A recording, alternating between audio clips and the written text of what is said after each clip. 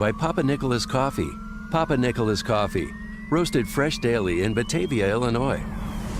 6:37. Worried about basement flooding? It's time to call Permaseal 800-421-SEAL.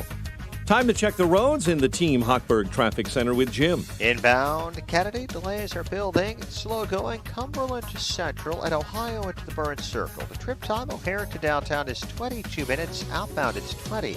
The Eisenhower has delays from Mannheim to Harlem, and it's congested approaching the Burns Circle. 30 minutes, 390 to downtown. Outbound 24. Stevenson 26 minutes from the Veterans Memorial Tollway to Lakeshore Drive. Outbound 21. Ryan, 14 minutes, 95th to downtown. I-57, Bishop Ford, both 11 minutes from I-80 to the merge. See congestion on eastbound I-80 from Larkin to Chicago Street. In downtown Chicago, the State Street Bridge closes for midday maintenance, 9:30 a.m. to 2:30 p.m. That's traffic. I'm Jim Talamonte on AM 560, The Answer. Chicago's Morning Answer continues next. AM 560 Weather Center forecast. A little bit of sun this morning. Clouds move in. There's a good chance of thunderstorms popping up throughout the day and a much more humid afternoon. High near 80. Currently 68. Next news at 7. Chicago's Morning Answer with Dan and Amy continues next on AM 560. The Answer. From the Matrix Home Solutions studios, this is Chicago's Morning Answer on AM 560, The Answer. Listen to AM 560 The Answer online at 560theanswer.com, on the AM 560 mobile app, on your Alexa-powered smart speaker, and on TuneIn, iHeart, and on Odyssey. Only the biggest stories, only the biggest guests, and only the biggest opinions. This is AM 560 The Answer. Top of the morning, Dan and Amy, and that audit of the Maricopa County vote tally from last November scheduled to be completed this Saturday. So we will see what comes of that. 2.1 million ballots forensically audited, and this is perhaps, we'll see, but providing an example to legislators in other states who've pilgrimaged down to Maricopa County to see how it works.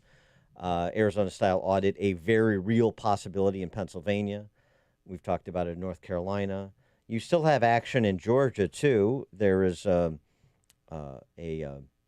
petition before a judge to unseal 147,000 absentee ballots in Fulton County and allow the petitioners to inspect them under certain restrictions. The judge is expected to rule on that motion in the near term. And then, of course, you have the effort by Democrat socialists at the federal level to federalize all the elections. That has stalled because the likes of Joe Manchin are not on board. For a review of where we stand, getting a little bit below that surface review, and where this is going, pleased to be joined again by an expert in the field. He is Hans von Spakovsky, Senior Legal Fellow for the Heritage Foundation, former FEC Commissioner, and former lawyer for the Department of Justice. Hans, thanks for joining us again. Appreciate it. Well, thanks for having me on. And you gave a pretty good summary of what's been going on. You know, the biggest thing, as you said, is folks wanting to do audit. And what's amazing to me is the opposition to it from Democrats and liberals in general. You know, audits are routine in the business world, and they ought to be routine in the election world. Of course, the whole point of them is to find out, did all the voting equipment function the way it was supposed to? Were all the rules and laws followed? And it's like, why wouldn't you want to do that? Well, but what they don't want is an examination of the ballots, number one, that forensic audit. Number two, maybe there is some concern, which I think you're intimating, that there may be some irregularities that turn up. For example, one theory that is bouncing around out there, you may find that now that ballots have been ascribed to actual human beings, in other words, election authorities in the states have identified for their voter file who actually voted, Well, if you go to, say, Milwaukee and you have, okay, here's all the people who voted with a little check, they voted in that general election, and that adds up to X, and the total ballots cast in Milwaukee adds up to X plus another number, then you have some splaining to do, for example. Right. Although, let me tell you, a good example of what the audits could actually find. We're speculating here because they haven't been completed in Maricopa. But look, an audit that has gotten no media attention, and I think that's deliberate, is an audit just completed in Windham, New Hampshire, of last year's election. Now, they were looking at a small local election, but they discovered that the computer scanners that they use to read and count their absentee ballot was misreading those ballots. They discovered a problem with their computer scanner. As a result of that misreading of ballot, the winning candidate was not credited last year with 300 votes that they should have gotten, and they discovered that the losing candidate, who had only lost by about 24 votes, had actually lost by over 100 votes. If they hadn't done that audit, they wouldn't realize there's a problem with their equipment. They now know about it. They can fix it before the next election and make sure it doesn't happen again. Well, then what's happening here in Illinois? Because Governor Pritzker recently signed into law an election package, and can you explain what that is? Yeah, I actually wanted to shake my head and laugh when I saw his quote about how this was a great package, that Illinois has this wonderful system. The election system in Illinois, particularly the voter registration system, is probably one of the most poorly run in the country. It's okay to just laugh. to give you a quick example, look, we maintain a database at the Heritage Foundation of proven cases of fraud, and there's case after case after case in there of non-citizens who, when they went to the Department of Homeland Security to try to change their status, in other words, some of them, for example, wanted to apply to become citizens, had to admit that they were registered and voting in Illinois. And Illinois officials had no idea that was going on. I mean, that tells you how bad the system is. And yet, what did the governor do? They've now switched to, for example, allowing permanent absentee ballot lists.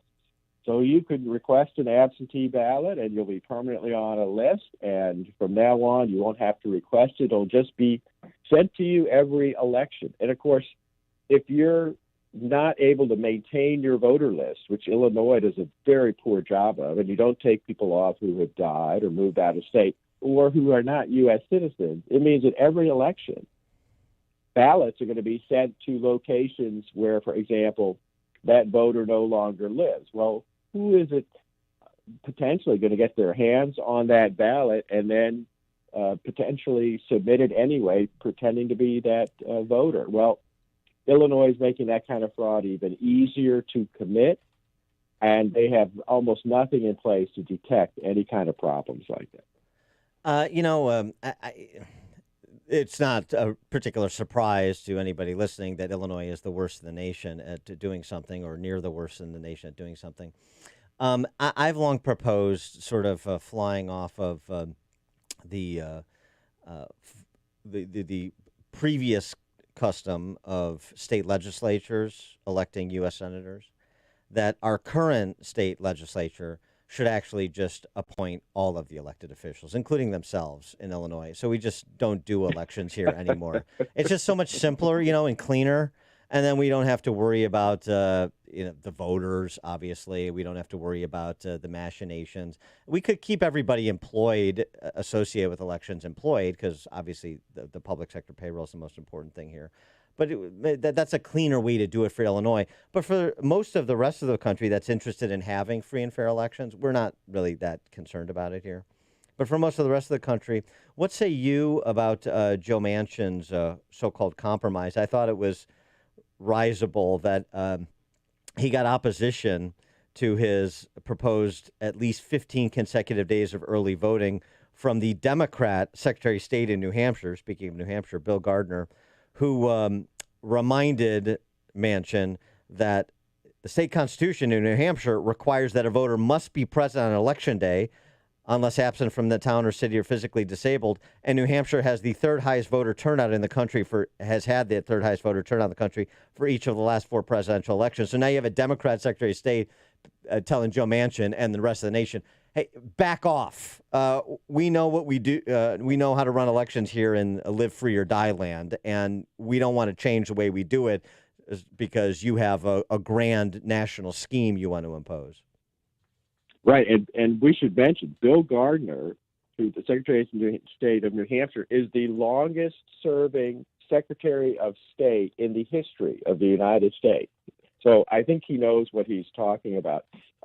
Listen, the American voter won a big victory on Tuesday night in the U.S. Senate when Republicans successfully filibustered and stopped S1, the big bill that they had that would have basically taken over the running of elections by the federal government and would have put in all these terrible requirements. You just mentioned one of them that would have endangered the integrity of the election process. I mean, another quick example of that is, look, New Hampshire is smart. They've got a voter ID requirement for voting.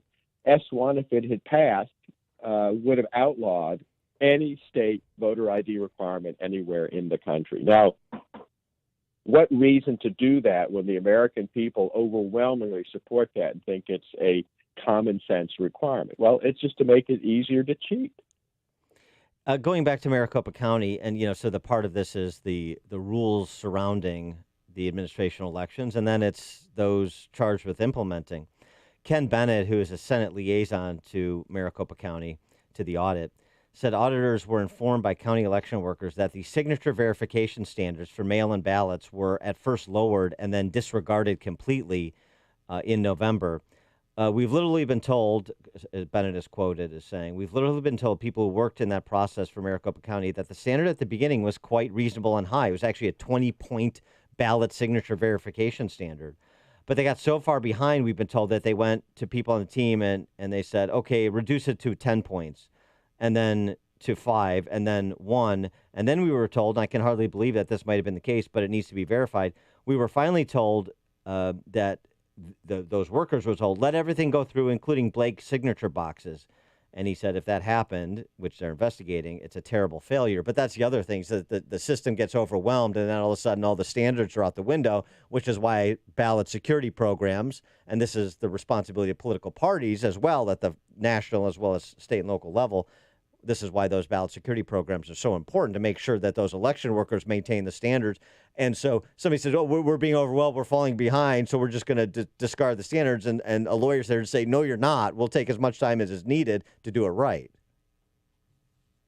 Yeah, and that might have changed the outcome of the election. Maricopa County is the biggest county in the state. What they were basically saying was they gave a green light to anyone who wanted to commit absentee ballot fraud and send in ballots that they for other voters. Like, I don't know if you saw this, but a guy was just arrested in, I think it was Ohio, because he submitted an absentee ballot on behalf of his father, who was dead, forging the signature. And the only reason he was caught, according to the news story, is because an election official didn't think the signature matched the signature of the dead father on file. So if you're not doing signature matching the way apparently they weren't doing in Arizona, that would never have been caught. Now, how much fraud like that occurred, we don't know. But an audit is one way to try to find that out. Again, if misbehavior occurred, wouldn't we want to know about it? It is interesting as well that because of Manchin's recalcitrance on what has been proposed by the left, all of a sudden you got senators like Ralph Warnock saying, oh, yeah, I got no problem with voter ID. Yes, and Stacey Abrams, too. And, that is, Stacey Abrams actually came out and said that she had never been against voter ID. No, of course not. That is an absolute lie. She is on record having raged against voter ID, and it just shows how two-faced she is. This is the same person who did everything she could to try to get Major League Baseball to boycott Oh my God. Georgia and move their game because of the election reform bill that Georgia passed. And then when it happened, and all these local business owners, many of them African Americans, complained to her about the loss of business, she suddenly said, I didn't want them to boycott the state. She's a hot mess.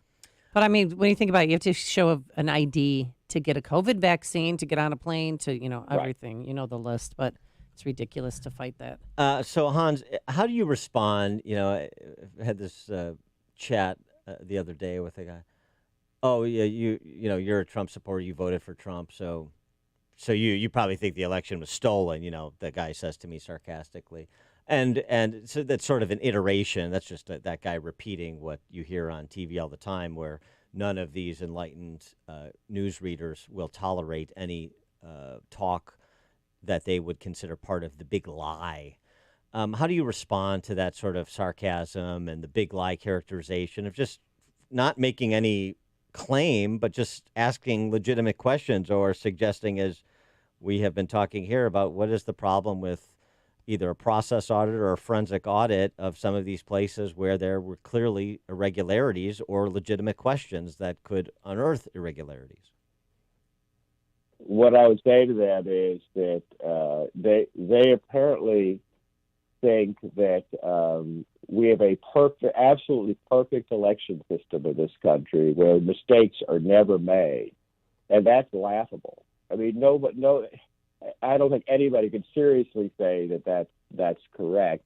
And don't you want to make sure that any problems that might have occurred won't happen in future elections, so that your vote isn't potentially stolen or somehow not counted because of anything from problems with voting equipment, like they found in Windham, New Hampshire, to other things. I'm not quite sure how to get around that, other than to say to them that they clearly aren't interested in making sure that every voter, no matter whether they're a Democrat or a Republican, every voter's ballot is counted. He is Hans von Spakovsky, Senior Legal Fellow for the Heritage Foundation, former FEC Commissioner, as well as former lawyer for the DOJ. Hans, thanks for joining us, as always. Sure, thanks for having me. Thank you. And he joined us on our turnkey.pro answer line. Before you see it on TV, share it on Facebook, or read about it in the paper, hear it here first. This is Chicago's Morning Answer on AM 560. The Answer. The Lou Dobbs Financial Report is brought to you by Signature Bank, helping local businesses succeed. Visit signaturebank.bank for your commercial banking needs. I'm Lou Dobbs. The Teamsters Union setting its sights on Amazon drivers. Big banks lay down the law on vaccines. The CEO of Southwest Airlines stepping down early next year. Those stories next. This is Lou Dobbs, and MyPillow is amazing. It won't go flat. You can wash and dry it as many times as you want, and it maintains its shape. Plus, every MyPillow is made in the USA. For a limited time, Mike Lindell is offering his premium MyPillows for the lowest price ever. You can get a queen-size premium MyPillow for $29.98, regularly $69.